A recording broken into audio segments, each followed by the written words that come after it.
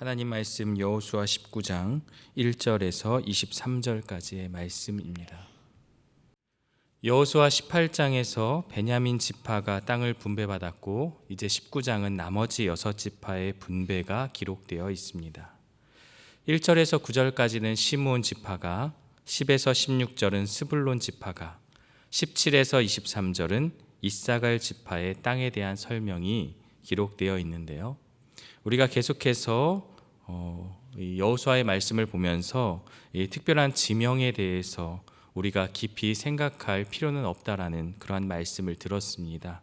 어떤 특정한 지역의 영적인 의미라든지 그 지역이 어디인지 우리가 지도를 통해서 찾아보고 확인할 수는 있지만 사실 그것보다 더 중요한 내용들이 군데군데마다 말씀으로 기록되어 있는데요.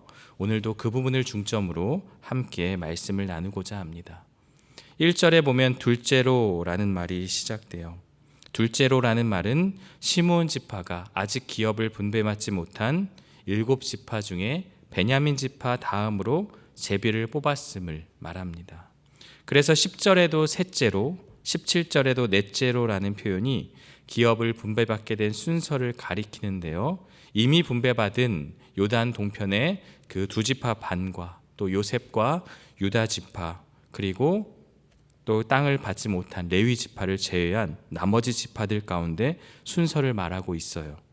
자, 그 기업은 유다 자손의 기업 중에서라라는 표현이 1절에 나와 있는데요. 시므온 지파는 다른 지파와 달리 유다 지파의 기업 중에서 자신의 기업을 얻게 됩니다. 그러니까 독립적으로 특정한 땅을 분배받기보다는 유다가 속한 그 땅 가운데 그 중심부의 일부를 받게 되는 것을 우리는 보게 되어지는데요. 여기에는 몇 가지의 이유가 있습니다. 첫 번째는 시므온 지파는 12지파 가운데 가장 인구수가 적었다라고 말합니다. 사실 1차 인구조사 때는 59,300명, 2차 때는 22,200명으로 조사가 돼서 50% 이상이 감소하는 그러한 결과를 보여주고 있는데요. 아마도 그 이유는 민수기 25장 바알부올 그 음행 사건으로 말미암아 징계를 통해 많은 인원이 심판을 받았기 때문에 인구가 줄어든 것으로 보게 되어집니다. 두 번째는요, 시므온이 야곱으로부터 흩어짐과 나님의 예언을 받았는데요. 창세기 34장에 보면 디나 사건으로 인해서 레위와 더불어서 또 칼을 드러내는 그러한 모습을 보이게 되죠. 그래서 내가 그들을 야곱 중에서 나누며 이스라엘 중에서 흩으리로다 라는 저주를 받았다라고 우리가 볼 수 있어요. 결과적으로 보면 시므온 지파는 처음에 유다 지파의 기업 중에서 살다가 역대하 15장과 34장을 보면 많은 사람이 북쪽인 에브라임과 므낫세 지파의 경내로 들어가 흩어져 살게 됩니다. 사실 남유다와 북이스라엘이 분열될 때 시므온 지파가 어느 편에 서는 게 우리의 상식에 맞다고 볼 수 있습니까? 그것은 바로 유다 지파와 함께 했어야만 했죠. 하지만 북이스라엘 편에 서게 되고 결국 지파의 명맥이 끊어지는 것을 우리는 보게 됩니다. 마찬가지로 또 시므온 지파와 같은 상황에 놓인 지파가 하나 있죠. 바로 레위 지파입니다. 레위 지파 역시도 흩어짐에 그러한 또 저주를 받게 되었지만 레위 지파는 이 음행 사건에서 또 큰 역할을 하게 되죠. 아론의 아들 엘르아살의 아들 비느하스, 그러니까 아론의 손자 엘르아살의 아들 비느하스가 그 음행 사건을 끊어내는 그 역할을 감당함을 통해 같은 상황에 놓인 두 지파이지만 또 같은 흩어짐과 나님의 예언이지만 한 지파는 사라지게 되고 레위 지파는 이스라엘의 그 성소를 성막을 섬기는 자로 그렇게 쓰임 받아 가게 되는 그러한 모습을 우리는 발견할 수 있습니다. 마지막으로 유다 지파가 그들의 인구수에 비해 필요 이상으로 넓은 땅을 차지하고 있었다라는 것인데요. 실제로 지도를 놓고 보면 약 한 3분의 1 정도가 유다 지파, 또 한 3분의 1 정도가 요셉 지파, 그리고 나머지 지파가 3분의 1을 차지하였다라고 볼 수 있습니다. 근거는 9절에 보면 이렇게 기록되어 있어요. 시므온 자손의 이 기업은 유다 자손의 기업 중에서 취하였으니 이는 유다 자손의 분깃이 자기들에게 너무 많으므로 시므온 자손이 자기의 기업을 그들의 기업 중에서 받음이었더라. 유다 자손의 분깃이 자기들에게 너무 많았다라는 표현이 있습니다. 실제로 우리가 지도를 통해서 보면 그렇다라는 것을 알 수 있죠. 그러나 이 유다 지파가 땅이 넓다고 해서 선뜻 내어주는 것은 쉬운 일이 아니라는 것을 우리는 알게 되죠. 그러나 유다의 모습 그리고 그 지파의 모습을 생각해 보면 충분히 그럴 만하다라고 우리가 짐작할 수 있습니다. 과거 창세기에 보면 형제들이 요셉을 죽이고자 했을 때 동생을 죽이면 무슨 유익이 있는가라고 하면서 상인에게 팔게 되죠. 일단 목숨을 구하게 된 것이고요. 애굽의 총리가 된 요셉이 형제들을 시험할 때 베냐민 대신 자신이 인질이 되겠다고 자처하기도 합니다.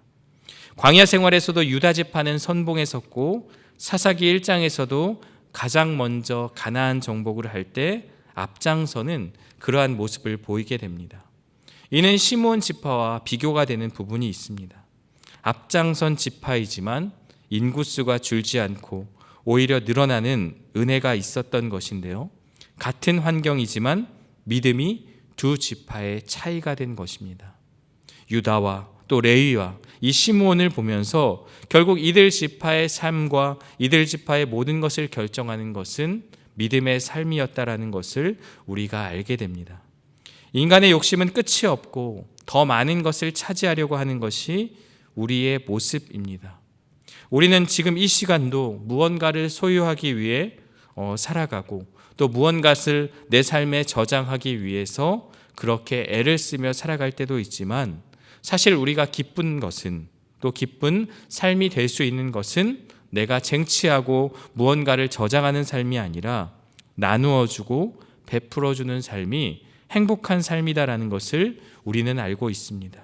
바로 이 유다 지파의 모습처럼 왜 하필 우리 지파에서 그 땅이 나아가야 되는가라는 그러한 불만보다는 하나님의 말씀 앞에 넉넉히 나누어주는 그러한 삶, 오늘 우리도 그러한 삶을 살아내기를 간절히 원합니다.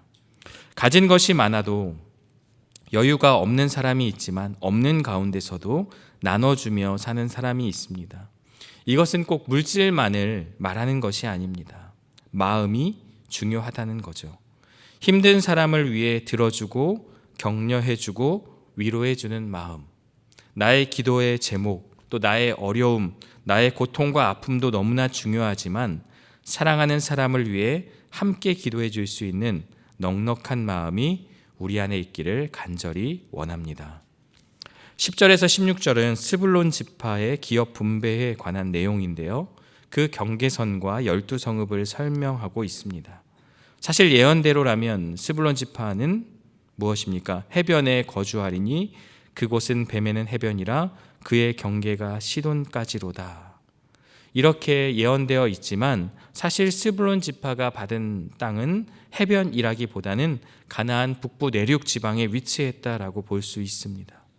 그러나 또 한편으로 스불론 지파가 동쪽으로 갈릴리 바다와 서쪽으로 지중해를 배경으로 시돈 등의 항구 도시와 주로 무역하며 살아감을 통해서 어찌 보면 또 이 예언의 말씀이 이루어졌다라고 볼 수도 있습니다. 계속해서 17에서 23절은 이사갈 지파의 경계선과 16성읍이 설명되어 있습니다. 이사갈 지파가 분배받은 기업의 영토 내에는 이스라엘이라는 중요한 지명이 하나 있죠. 여기는 나봇의 포도원이 있는 곳이죠. 그만큼 비옥하고 좋은 땅을 받았다라고 볼 수가 있습니다. 야곱의 예언에 보면 창세기 49장 15절에 그는 쉴 것을 보고 좋게 여기며 토지를 보고 아름답게 여기고 라는 말씀대로 이사갈 지파가 땅을 분배받았다라고 보시면 되겠습니다. 이를 통해 가나안 정복은 하나님의 뜻 가운데서 이루어짐을 우리는 보게 됩니다. 큰 관점에서 대충 제비를 뽑아 랜덤하게 주어진 것이 아니라 하나님의 나눠주심에 따라 분배된 것입니다. 그 증거가 야곱을 통해서 주어진 예언의 말씀, 또 신명기의 그 말씀대로 이루어짐을 우리가 보게 됩니다. 자세하게 경계와 성읍이 기록된 것을 통해 이들은 주어진 땅을 말씀대로 정복해야 하는 책임이 있습니다. 그러나 그것을 감당하지 못했기에 가나안 사람들과 함께 동거하게 되고 그들의 문화와 삶을 통해 잡신이 들어오고 이는 사사시대의 암흑기로 그렇게 나아가게 된 것입니다. 호미로 막을 것을 가래로 막는다라는 말이 있습니다. 작은 힘으로도 충분히 막을 수 있는 일을 방치했다가 더 큰 힘으로 막기 어려워지는 상황을 말합니다. 오늘 말씀을 보며 우리에게 정말 중요한 것이 무엇인지 돌아보아야 합니다. 첫 번째는 유다 지파의 넉넉한 마음입니다. 많은 땅을 얻은 요셉 지파와 비교가 되는데요. 한 지파는 불평하고 더 달라고 요구하고 그러한 마음을 표현했지만 유다 지파는 시므온에게 땅을 나누어 주고 사사기 1장에 가면 가나안 정복 전쟁에서도 시므온과 연합하여서 승리를 이끄는 모습을 마주하게 됩니다. 오늘 우리가 살아가는 이 시대는 개인주의가 가득합니다.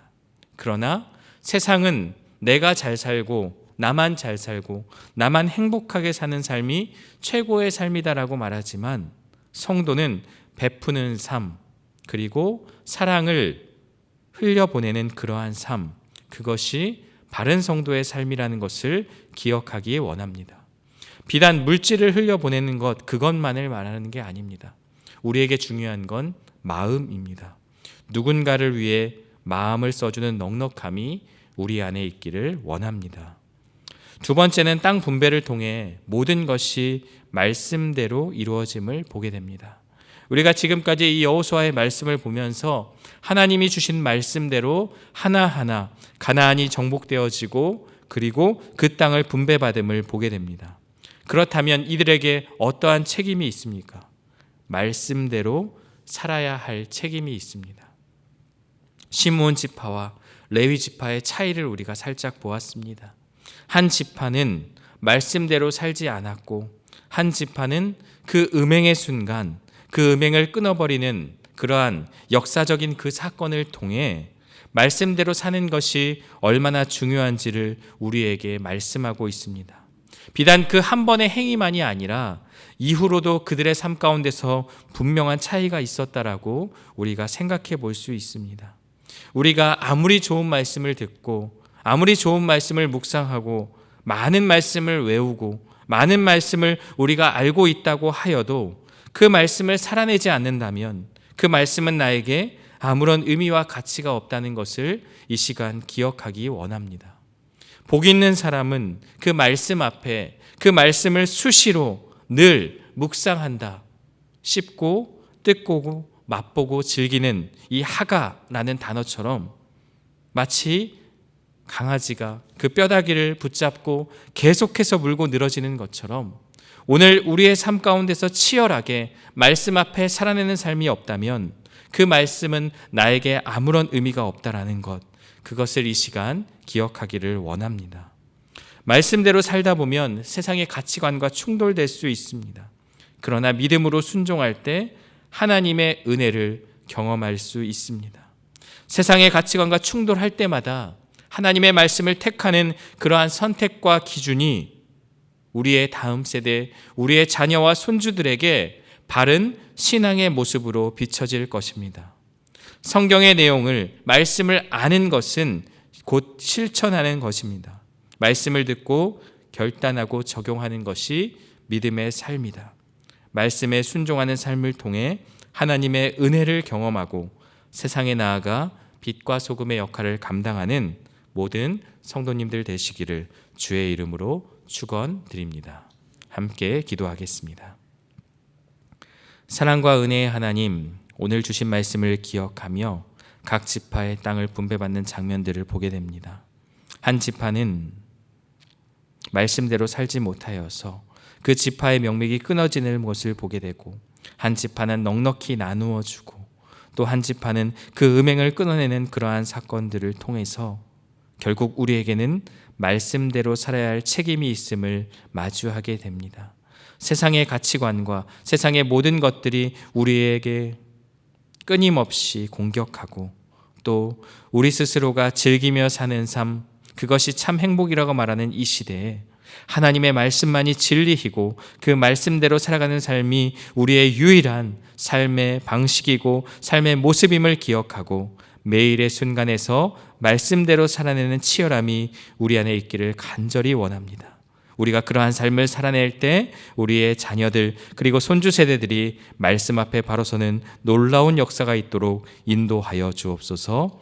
예수 그리스도의 이름으로 기도드리옵나이다. 아멘.